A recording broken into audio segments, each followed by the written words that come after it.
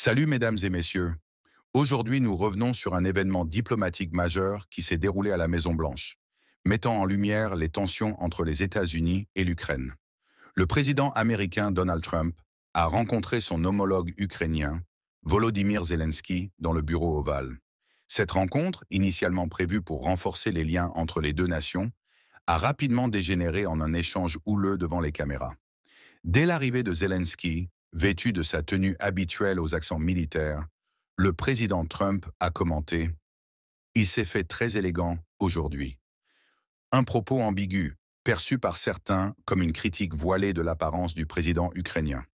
La tension est montée d'un cran lorsque le vice-président américain, J.D. Vance, a accusé Zelensky de manquer de respect aux Américains. Trump a alors reproché à son homologue de s'être mis en très mauvaise posture et a ajouté qu'il n'avait pas les cartes en main. Il a ensuite menacé « Concluez un accord avec la Russie où nous vous laissons tomber », jugeant qu'il serait très difficile de négocier avec le dirigeant ukrainien. Face à ces attaques, Zelensky a maintenu sa position, refusant de faire des compromis avec le président russe, Vladimir Poutine, qu'il a qualifié de tueur. Il a également exprimé son souhait que les États-Unis continuent de soutenir l'Ukraine dans sa quête de souveraineté et d'intégrité territoriale.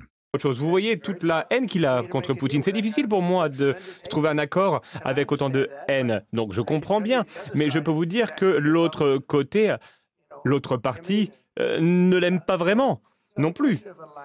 Donc, sur cette question d'alignement, je dois dire que je suis aligné avec les intérêts du monde. Je veux passer à autre chose, je veux régler ce conflit. Je suis aligné avec les intérêts de l'Europe. Je veux voir si on peut réussir cet accord. Vous voulez que je sois dur? Je peux être plus dur que qui que ce soit. Je peux être tellement dur. Mais on n'aura jamais un accord comme ça. Donc voilà comment on avance. Une autre question. Oui, non, ne nous dites pas ce que nous allons ressentir. Nous essayons de régler un problème. Ne nous dites pas ce que l'on va ressentir comme effet. Non, vous n'êtes pas en position de nous dire ça. C'est la première chose. Vous n'êtes pas du tout en position de dicter ce que nous allons ressentir ou les impacts que nous allons ressentir. Nous allons nous sentir très très bien. Nous allons nous sentir forts. Vous allez vous sentir influencé. Vous n'êtes pas en position pour le moment de dire quoi que ce soit. Vous n'êtes pas dans une bonne position aujourd'hui. Vous n'avez pas les cartes en main pour le moment. Ah, grâce à nous, vous avez quelques cartes en main. Monsieur le Président, vous jouez avec la vie de millions de personnes. Vous jouez avec la Troisième Guerre mondiale. Vous risquez la Troisième Guerre mondiale. Est-ce que vous faites le cessez-le-feu? Qu'allez-vous faire s'il y a une violation de la part de la Russie du cessez-le-feu? Qu'entendez-vous? Elle demande qu'est-ce qui va se passer si la Russie rompt le cessez-le-feu. Oui, ben, et si une bombe vous tombe sur la tête maintenant? Et s'il viole le cessez-le-feu? Ils l'ont violé avec Biden parce qu'il ne le respectait pas. Il me respecte, il respectait Obama. Je vais vous dire une chose, c'est que Poutine a traversé beaucoup de choses avec moi. Il y a eu une fausse chasse aux sorcières où il y avait toute cette histoire sur la Russie, l'influence russe sur mon élection. Il y a eu toutes ces arnaques avec Biden, avec Hillary, avec Adam Schiff. Il a traversé ça avec moi. Il a traversé tout cela. Et nous n'avons pas fini en guerre. Il a traversé tout ça. Il a été accusé de beaucoup de choses, mais il n'avait rien à voir avec tout cela. Nous avons vu l'affaire de Hunter Biden. C'était vraiment terrible tout ce qui s'est passé.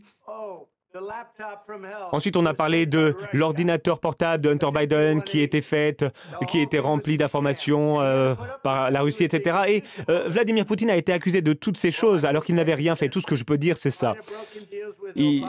Il a peut-être violé des accords avec Obama, avec Bush, avec Biden. Il a fait, peut-être pas, je ne sais pas ce qui s'est passé, mais en tout cas, il n'a pas rompu les accords qu'il a signés avec moi. Il veut un accord. Je ne sais pas si c'est possible d'avoir un accord, mais le problème aujourd'hui, c'est que je vous ai autonomisé pour que vous soyez dur. Et je ne pense pas que vous soyez dur sans les États-Unis. Et vos concitoyens sont très courageux. Mais on doit signer un accord ou alors c'est fini. Et si c'est fini, vous allez voir les conséquences. Je ne pense pas que ce sera de bonnes conséquences pour vous, mais vous devrez continuer à vous battre seul. Mais vous n'avez pas les cartes en main. Mais une fois que nous aurons signé cet accord, vous serez dans une bien meilleure position. Mais vous n'êtes pas du tout reconnaissant. Et ça, ce n'est pas sympathique. Je vais être tout à fait honnête, ce n'est pas sympathique. Très bien, je crois qu'on en a assez vu. Qu'en pensez-vous? Ça va être de la bonne télévision, ça je peux vous le dire. Nous allons voir ce qu'on peut faire. Merci.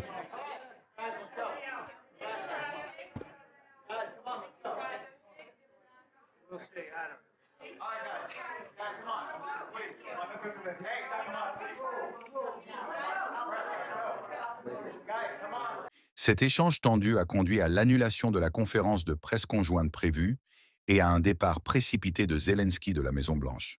Les observateurs internationaux s'interrogent désormais sur l'avenir des relations entre Washington et Kiev, alors que la Russie pourrait tirer parti de ces dissensions pour renforcer sa position dans le conflit en cours. Ce clash met en évidence les défis auxquels sont confrontées les relations internationales, où les divergences de points de vue et les tensions personnelles peuvent avoir des répercussions majeures sur la scène mondiale.